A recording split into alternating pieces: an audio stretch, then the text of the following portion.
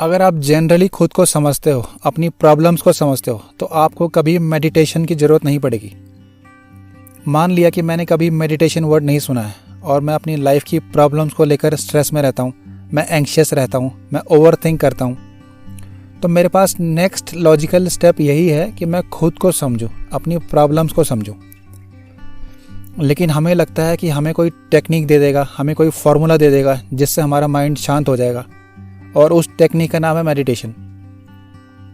अगर कोई ये क्लेम करता है कि मेडिटेशन नाम की टेक्निक से आपका माइंड शांत हो जाएगा, तो ऐसा बिल्कुल भी पॉसिबल नहीं है।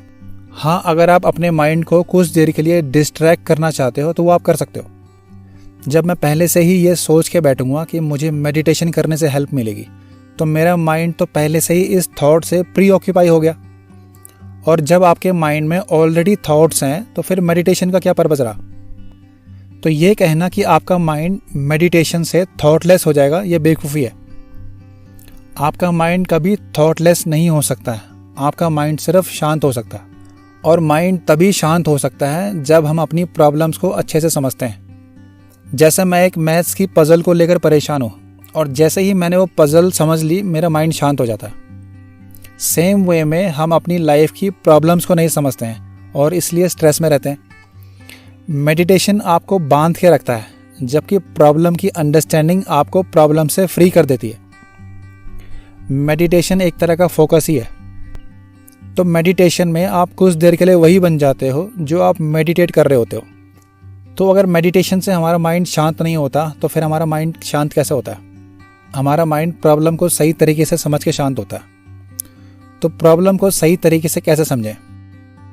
हमें प्रॉब्लम को नहीं समझना है, हमें प्रॉब्लम में खुद को समझना है। तो इतना तो कन्फर्म्ड है कि कोई भी साइकोलॉजिकल प्रॉब्लम अपने आप में बाहर से कुछ नहीं होती है।